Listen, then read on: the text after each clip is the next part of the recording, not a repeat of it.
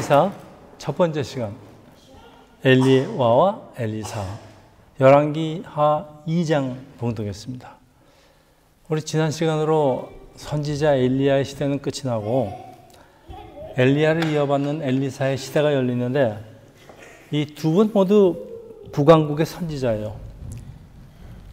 그래서 열왕기는 남북 이스라엘 왕들만의 이야기가 아니고 그 시대의 그 왕들과 백성들에게 말씀을 전하는 선지자들의 이야기입니다. 이 두 분은 구약시대에 가장 뛰어난 선지자입니다. 그리고 엘리사는 엘리야의 후계자. 두 사람 모두 하나님의 큰 권능을 받아서 사역했다는 점은 같지만요, 그 한 개인으로서의 삶, 엘리야는 아주 힘든 삶을 살았고 엘리사는 비교적 순탄한 삶을 사는 것 같은데, 그리고 또 성품도 다르고요, 생김새는 또 많이 달라요.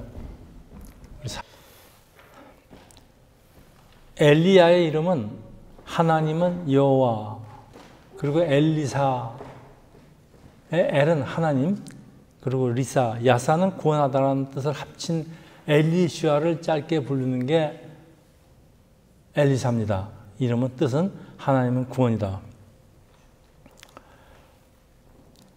이 두 사람 이름에는 모두 하나님만을 경외하며 의지한다는 뜻이 담겨져 있지만은, 엘리야는 왕에게 하나님의 말씀을 전하다가 아주 핍박을 받으면서 도망가서 고독한 사역을 감당하는 반면에, 엘리사는 비교적 사람들에게 인정을 받고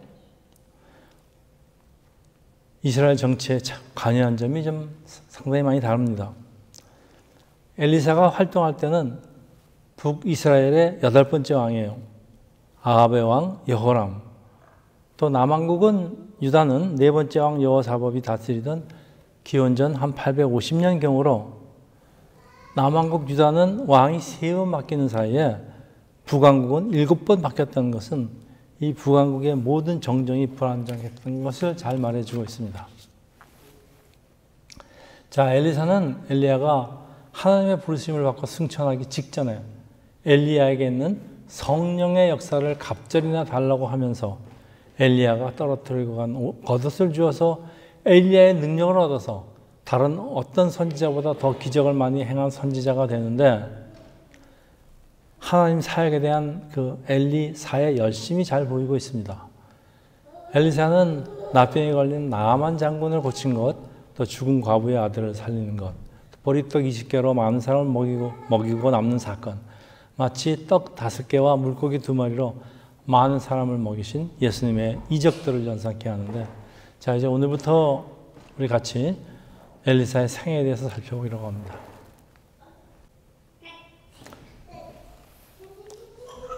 이 시대는 정치적, 경제적으로 강력하고 부유한 시대였지만은, 이 경제적 이익을 위해서 바알 종교를 이스라엘로 들여오는 결과 이스라엘의 바알 종교가 성행합니다. 이런 상황 속에서 엘리야는 불이라는 상징을 통해서 여호와의 임재와 심판을 이스라엘 백성들에게 보여주지만, 곧이어 생명의 위협을 느끼고 도망과 좌절이라는 행보를 보이죠. 처음에는 백성들에게 인정을 받지 못하고 왕의 핍박을 받아 도망다니며 하나님의 특이한 방법으로 물과 양식을 공급받는 아주 고독한 삶을 살아왔습니다. 그 반면에 엘리사는 먹을 수 없는 우물물을 좋게 만들고, 또 정치와 전쟁에도 참여하는 그 여러 가지 그런 것들을 엘리야보다는 더 많은 영향력을 이스라엘에게 행사하고, 그 백성들은 엘리사를 하나님의 사람으로 인정하였습니다. 두 분의 차이가, 삶의 차이가 큰 것 같아요.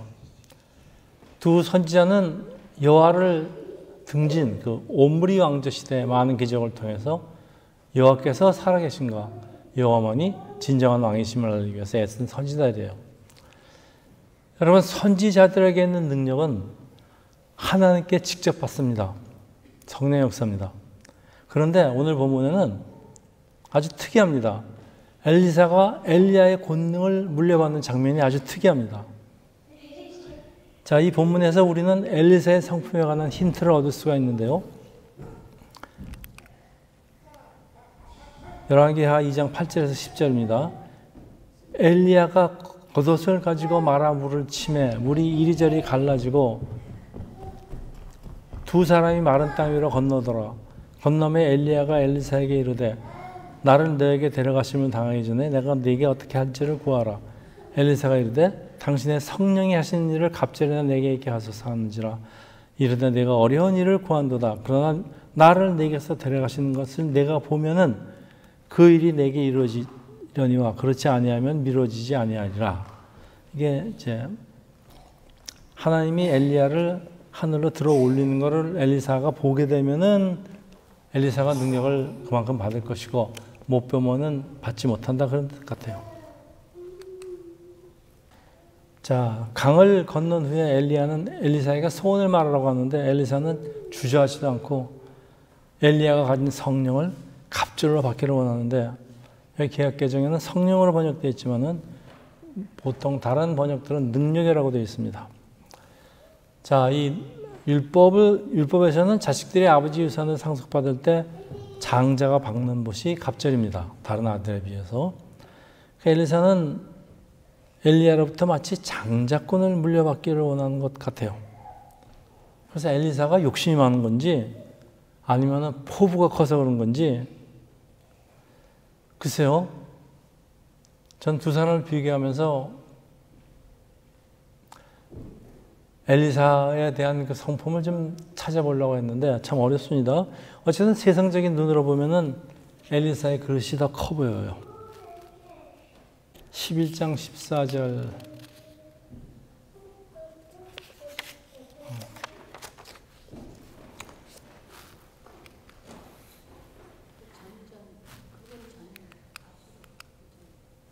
두 사람이 길을 가며 말하더니 불수레와 불말들이 두 사람을 갈라놓고 엘리야가 회오리 바람으로 하늘로 올라가더라. 엘리사가 보고 소리 지르되 내 아버지여 이스라엘의 병거가 그 마병이 하더니 다시 보이지는 아니하느라. 이에 엘리사가 자기의 옷을 잡아 둘러 찢고 엘리야의 몸에서 떨어진 겉옷을 주워 가지고 돌아와 요단 언덕에 서서 엘리야의 몸에서 떨어진 그의 옷을 가지고 물을 치며 이르되 엘리야 하나님 여호와는 어디 계시나이까 하고 그도 물을 치며 물이 이리저리 갈라지고 엘리사가 건너더라.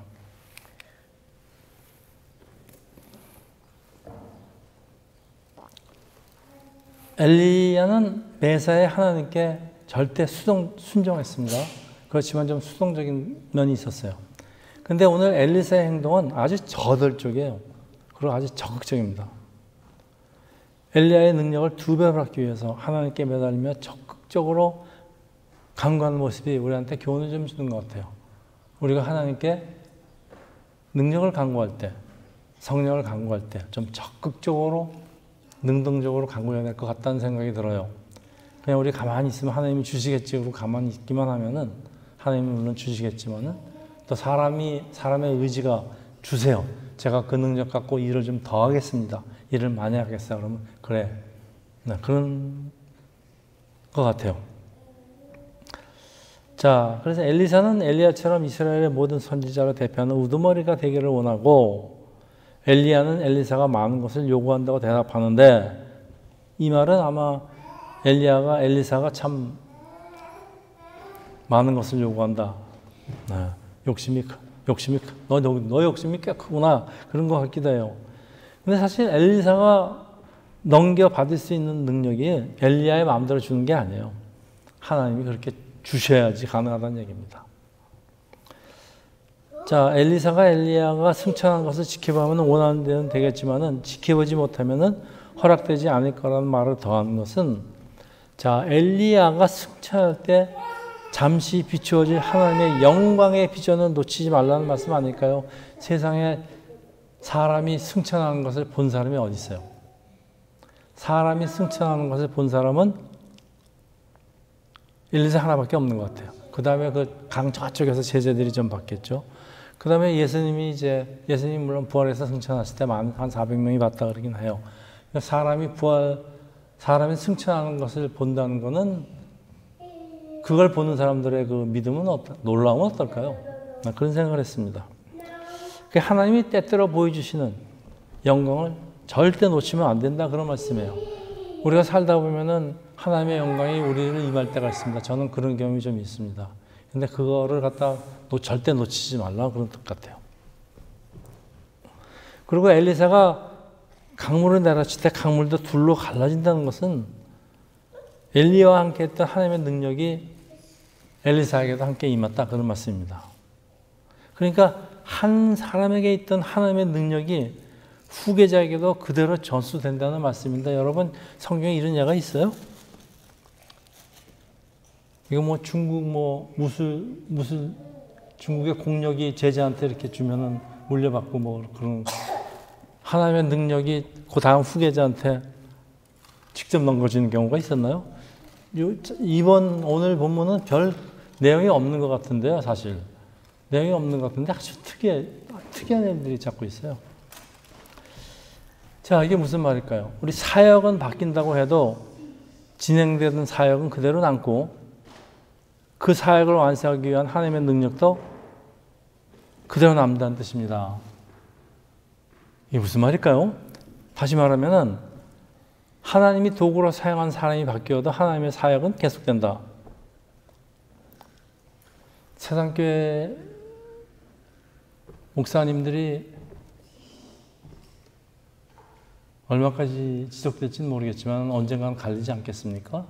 근데 갈려더라도 하나님의 사역은 계속될 것이며 또 우리에게 있었던 그 능력도 그 다음 사람한테 그대로 넘어갈 수도 있다 그런 말씀 같아요. 자, 이 광경을 지켜보는 성도들도 엘리사가 엘리야의 대를 이어받아서 이스라엘의 최고 선지자가 된 사실을 인정하게 됩니다. 자, 이래서 엘리사의 사역이 상당히 사람들한테 인정을 받으면서 상당히 수월해지는 것 같아요. 엘리야는 이런 걸 못했습니다. 그래서 많은 어려움을 겪었죠. 자, 열왕기하 2장 15절. 이렇게 하면 되는구나. 맞은편 여리고에 있는 선지자의 제자들이 그를 보며 말하기를 엘리야의 성령이 하시는 역사가 엘리사에게 위에 머물렀다고 가서 그에게 나아가서 땅에 엎드려 그에게 경배하고.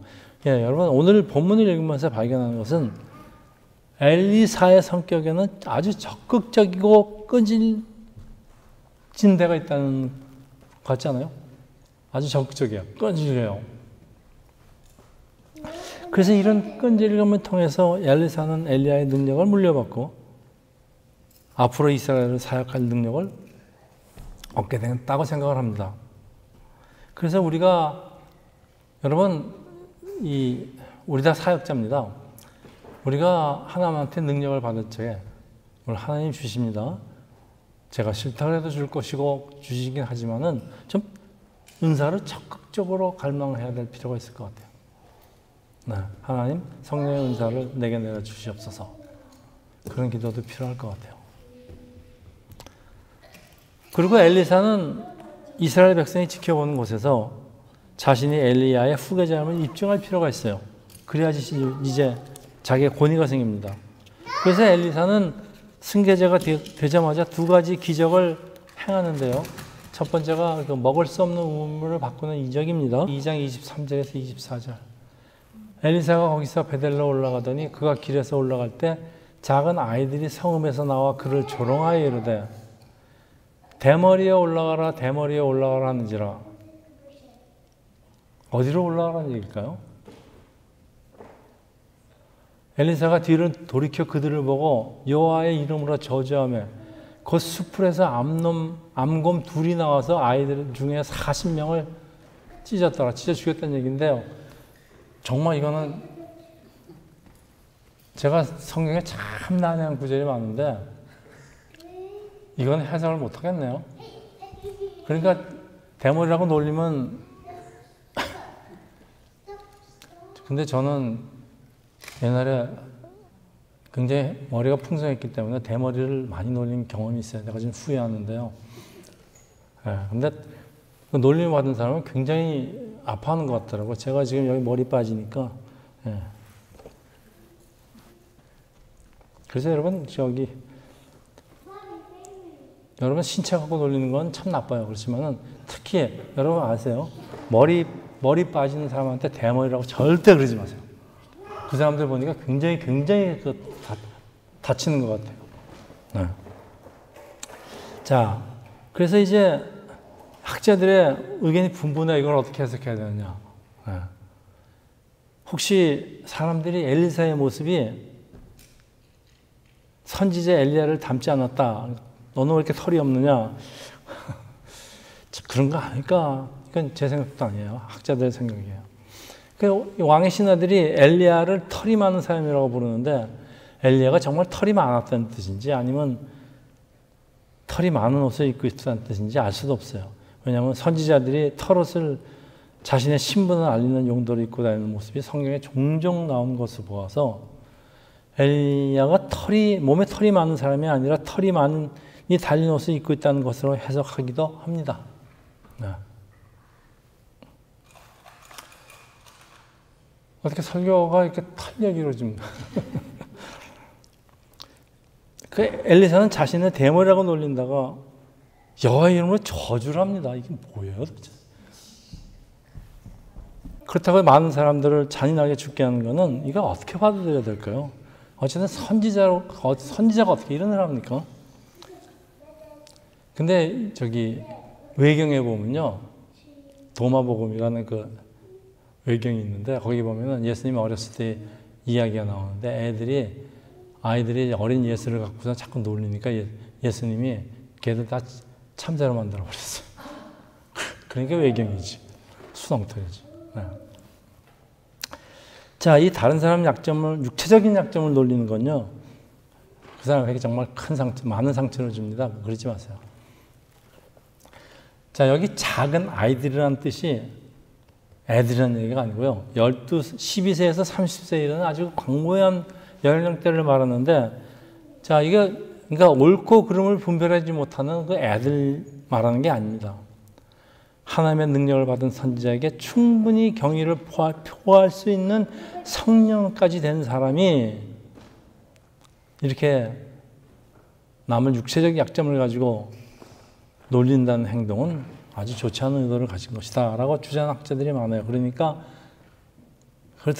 이게 저주를 받아도 싸다 그런 얘기일까요? 좀 비싸.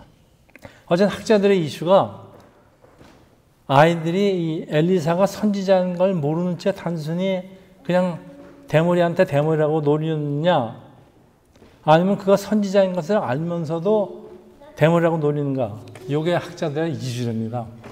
해석이 완전히 바뀌니까. 만일 선지자인 줄 모르고 그냥 놀리는 사람을 저주한다면 그건 엘리사도 참 성급하고 째째한 인간이죠. 그리고 이제 저주까지 해서 사람 죽게 하는 게 잔인한 인간이죠.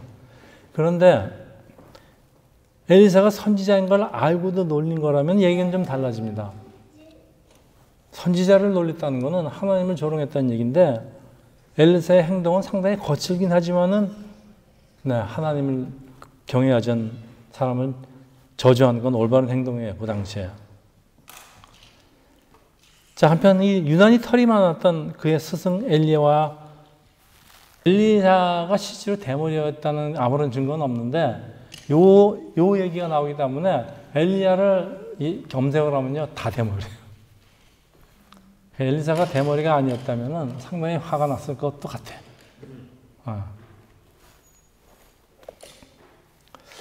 자, 그러니까 어쨌든 털이 많았던 그 스승 엘리야와 대도적인 것에 상당히 콤플렉스가 있었는지요.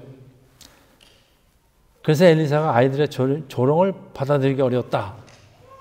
애들이 뭐 털도 없는 사람이 무슨 선지자냐? 그때만 해도 선지자는 아주 털이 많았어야 되니까. 그런 의미로 받아들인 엘리사가 자신의 능력 있는 선지자임을 증명하려고 저주를 하니까 그냥 40명을 죽였다. 뭐 이런 절대 동의할 수 없는 의견도 있습니다. 이 분명한 사실은 제가 절대로 동의할 수 없는 학자들 의견이 하나 더 있는데, 하나님의 선지자에게는 사람을 살리는 능력이 있어요. 지금 두 사람 다 사람을 살렸습니다. 그렇지만은 죽이는 능력도 있다는 그런 의견도 있는데, 말도 안 되는 얘기가 어디 있어요, 이 세상에. 목사한테는 사람을 살리는 능력은 없을지 모르지만 사람을 갖다 병을 낫게 하는 능력도 있고요. 이게 높인 능력이 있지만은 목사가 사람을 저주해서 그 사람을 갖다 죽게 하거나 그런 능력 없습니다, 목사한테. 전 자세히 오늘 성경 구절은 내용도 별로 없는데요. 사실 털 얘기밖에 없는데 아주 난해해요. 그래서 내가 이걸 빼고 넘어가는데 보통 한번 다뤄봤습니다. 자, 이제 말씀을 마치는데 엘리야는 타협을 모르면서 담대하고 온유한 지도자예요. 그래서 겸손과 용기 다 있는 거. 근데 엘리사는 엘리야보다 갑질의 능력을 받고 갑질의 사역을 감당한 선지자예요. 여러분 이 두 사람을 비교하면요 완전히 반대가 됩니다. 지금 완전히 반대가 돼요. 누가 성공적으로 세상적으로 성공적인 사역을 감당하였을까? 여러분 생각이 어떠세요? 엘리사예요? 엘리야예요? 엘리사 같죠? 우리가 세상을 사는 것도 똑같아요. 이 땅에서 아주 명성을 누리면서 화려하게 산 삶이 있는가 하면은 조용히 자기 일을 충실히 하면서 그리고 이제 자기가 선생님은 애들을 충실히 가르치고 그런 사람이 있는가 하면 그냥 정치에 나가고선 떠들고 그냥 명성을 얻고 그런 사람이 있는데 과연 어떤 삶이 우리가 살아야 될 삶일까요? 여기 보세요. 엘리사는 성경에 더 이상 언급이 되지 않아요. 끝나요, 그걸로. 그런데 엘리야 어떠세요? 말라기에 보면은 바로 그 선지자, 다시 올 그 선지자라고 그러고요. 신약 성경에도 여러 곳에 등장하죠. 그 다음에 변화산에서는 모세와 함께 나타납니다. 그러니까 이게 엘리야의 사역이 아직도 끝난 것 같지가 않아요. 근데 왜냐하면 계시록에 등장한 두 선지자가 죽음을 맛보지 않고 하나님을 데려간 에녹과 엘리야라고 추측하기도 합니다. 그래서 에녹과 엘리야, 특히 엘리야가 우리 주님 오실 때 무슨 큰 일을 담당하지 않겠느냐 그렇습니다. 그러니까 엘리야가 일을 세상적으로 덜 한 것 같지만 하나님 보시기엔 굉장히 귀중한 사람 같아요. 그래서 우리가 이 땅에 살면서 이름도 좀 나야 되긴 하겠지만은 세상적인 명성 얻는 것도 따라오는 거지만은 우리가 참 자기가 맡겨진 일을 충실하고 사는 게 더 오늘이 주는 메시지가 아닌가 그런 생각을 했습니다. 과연 누가 하나님의 주신 사역을 충실하게 감당한 것일까? 이 질문은 딱 남아요. 그 하나님이 맡긴 사역이 크든 작든에 불구하고 자기한테 맡겨진 그것 온전히 잘 감당한 사람일 것인데 세상적으로 이름을 날리는 것과 하나님의 인정을 받는 건 무엇이 더 소중할까요? 이건 저한테 하는 얘기입니다. 그리고 하나님이 주시는 사역은 목회자한테만 해당되는 것도 아니죠. 여러분 크리스천은 모두 하나님의 선지자예요. 우리에게도 능력이 필요합니다. 하나님 일을 하기 위해서 또 이 세상을 살기 위해서. 그래서 그 능력은 여러분 적극적으로 강구해야 될 것 같아요. 엘리야처럼. 강구하면서 자기가 받은 그 임무는 아주 철저하게 엘리사도 그렇게 했습니다. 사실은. 사람에게는 서로 다른 목표와 생각, 성격이 있지만요. 선지자에게 있어야 하는 능력은 달라도요. 선지자가 가져야 될 성품은 똑같다고 생각합니다. 뭘까요? 믿음과 순종입니다. 믿음과 순종은 엘리야에게 있었습니다. 물론 엘리사에게도 있었겠죠. 그런데 엘리야에게 있는 믿음과 순종은 철저하게 있는 믿음과 순종을 보여줍니다. 넌 시내가로 가서 거기서 혼자 있어라. 혼자 있고. 우리가 이 땅을 살아가는데도 능력이 필요합니다. 물론 하나님의 필요에 따라서 우리에게 내려주는 은사이긴 하지만은 특히 믿음과 순종의 은사는 우리 모든 크리스찬이 평생 간구해야 할 영성임을 여러분 간직하시기를 예수 이름으로 축원합니다. 기도하겠습니다. 할렐루야. 아버지 엘리사 이스라엘의 가장 큰 두 선지자를 살펴보면서 하나님의 사역을 감당해야 하는 우리의 그 자세를 배웁니다. 우리가 세상의 명성이나 또 세상적으로 부해지고 유명해지는 건 물론 필요하지만은 그래도 우리들의 최종 목표는 하나님께 칭찬받는, 우리가 나중에 하나님께서 우리를 너 잘했다 착한 종아 하는 그런 말씀을 듣는 우리 세상교회 성도들 되기를 예수 이름으로 기도합니다.